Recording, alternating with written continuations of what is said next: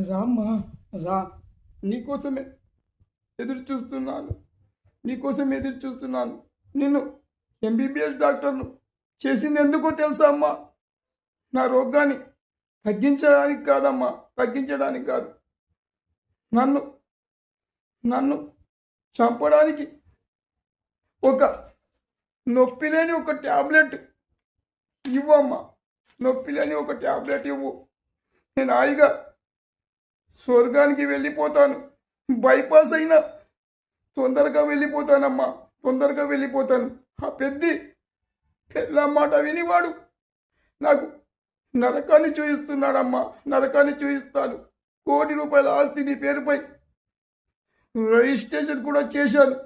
నాకు ఒక ట్యాబ్లెట్ ఇచ్చేసి నాకు ముక్తిని ప్రసాది